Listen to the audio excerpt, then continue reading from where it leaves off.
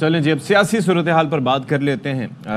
سلسلہ یہ ہے کہ فائنل احتجاج کی جو مقاصد تھے وہ حاصل نہیں ہو پائے، اس کے بعد تحریک انصاف اب دفاعی پوزیشن پر نظر آ رہی ہے اور مسلم لیگ نون اب پی ٹی آئی کے خلاف میدان میں ہے۔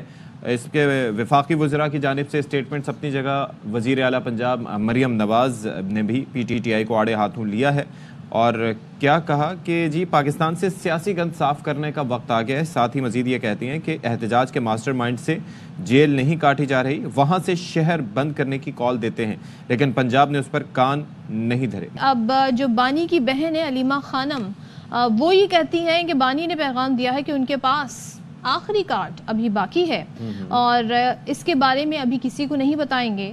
علیمہ خان نے فائنل احتجاج کے دوران جو سینئر قیادت کی غیر موجودگی کا معاملہ ہے اس حوالے سے کہا کہ بشرا بی بی کی طرح دیگر رہنماؤں کو بھی کنٹینر پر ہونا چاہیے تھا۔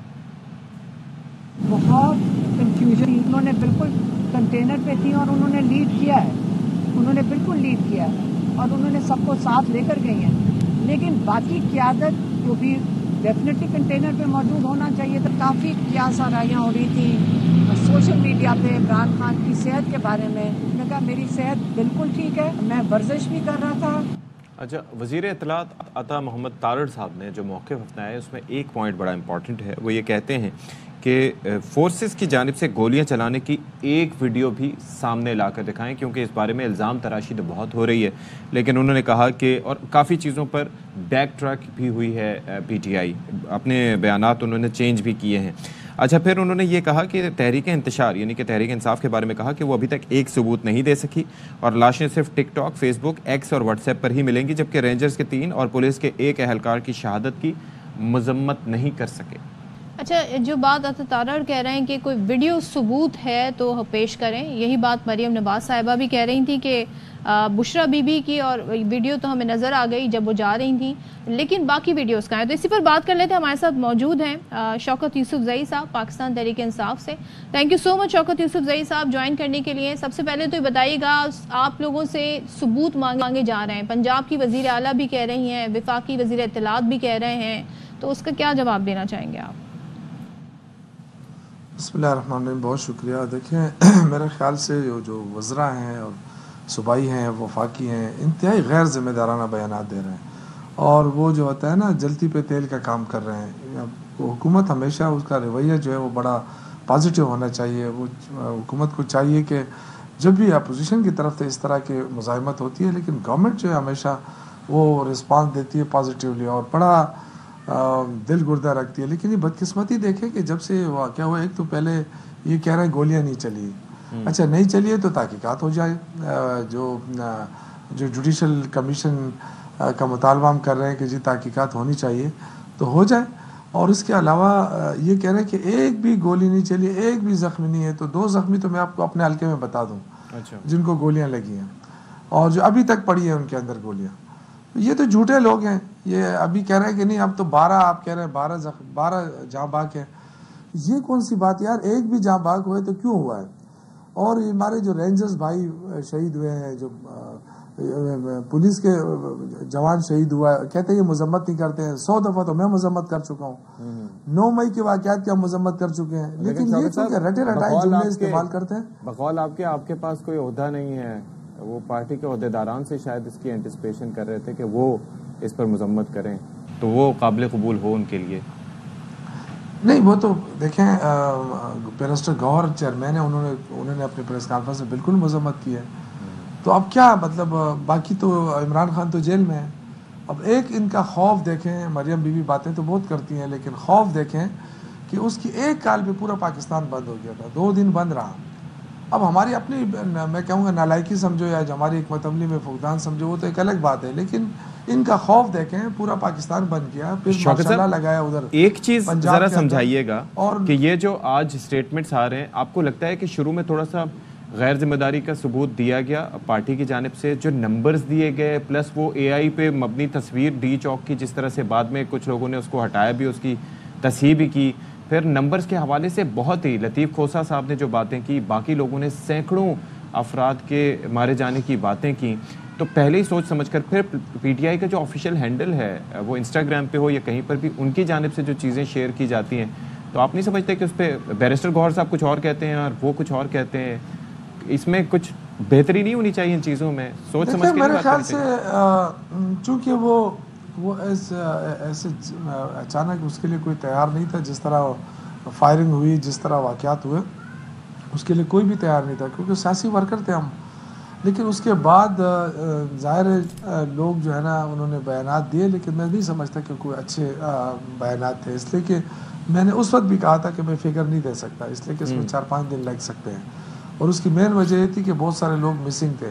اگر وہ گھر نہیں پہنچے تو وہ کہاں ہے؟ جیلوں میں ہے. جیلوں میں نہیں ہے تو پھر کہاں ہے؟ تو ہم نے کہا کہ 3-4 دن رکنا چاہیے. لیکن ٹھیک ہے، بعض لوگوں نے اپنے طور پہ جو انہوں نے سنا، سوشل میڈیا سے دیکھا، وہ انہوں نے شاید اس کو کوٹ کیا، لیکن یہ نہیں، اس طرح نہیں ہونا چاہیے. بالکل ہم سارے ذمہ دار لوگ ہیں، چاہے اپوزیشن ہے، چاہے گورنمنٹ ہے، ملک کے لوگ ہیں، ملک کے لیے کام کرتے ہیں. لیکن اس طرح کے بیانات جو گورنمنٹ دے رہی ہے کہ یہ دہشت گرد ہیں، یہ انتشاری ہیں، تو یہ تو فیول کا کام کر رہے ہیں نا. آپ اگر اس طرح کے بیانات دیں گے تو پھر اپوزیشن تو اور بھی تیش میں آئے گی، پھر تو آپ حکومت نہیں چلا سکتے ہیں. اور پھر یہ جو ایک نیا سلسلہ انہوں نے شروع کیا ہے، پختونوں کے خلاف جو ایکشن کیا ہے پنڈی اور اسلام آباد میں، جو لوگ گرفتار ہوئے ہیں ان کے لیے کوئی رہائی کے لیے، یا ان کی فیملی ہو جاتی ہے ان کو بھی گرفتار کر لیا کل، اس کی بھی ویڈیوز آ گئی ہیں. یہی وجہ ہے کہ وہ آپ سے ایک آفیشیل ڈیمانڈ آپ سے کر رہے ہیں کہ جی آپ نمبرز بھی بتا دیں، جو آپ کے پاس ثبوت ہیں ویڈیو کی صورت میں، کسی بھی صورت میں. اچھا، ایک پارٹی کے اندر جو کنفیوژن بھی ہے، جب آپ سے اس سے پہلے بات ہو رہی تھی رائٹ آفٹر دا احتجاج، تو آپ نے اندرونی جو سیاسی معاملات ہیں اس میں بڑی کھل کے بات کی تھی شوکت یوسف زئی صاحب، اور آپ کی رائے یہ تھی کہ بشرا بی بی جو ہیں انہیں سیاسی فیصلے نہیں کرنے چاہیے.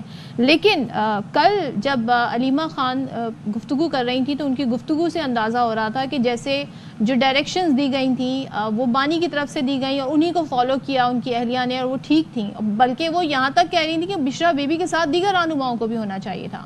تو کس کی بات کو یہاں پر سچ سمجھا جائے؟ اس پہ تو دیکھیں، ہم تو جو بھی ڈیپینڈ کرتے ہیں اپنے لیڈرشپ کے بیانات کے اوپر ڈیپینڈ کرتے ہیں نا. اور ظاہر وہ ملاقاتیں بھی وہی کرتے ہیں، ہمیں تو آج تک ملاقات کی شرف ہی حاصل نہیں ہو سکا. تو ظاہر انہوں نے یہ کہا تھا کہ جی 24 نومبر کو ڈی چوک جانا ہے اسلام آباد.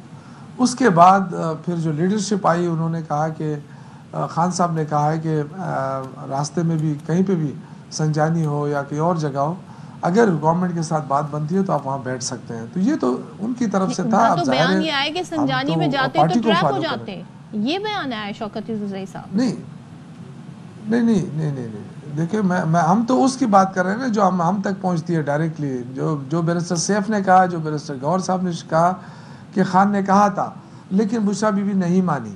تو میں نے یہ کہا تھا کہ ہمیں پارٹی کی پالیسیوں کو فالو کرنا ہے، ان کے ڈیسیجن کو فالو کرنا ہے. آپ کو فیصلہ کرنا چاہیے تھا، آپ نے کیوں بر وقت فیصلہ نہیں کیا؟ آپ کیوں مطلب پریشر میں آ گئے؟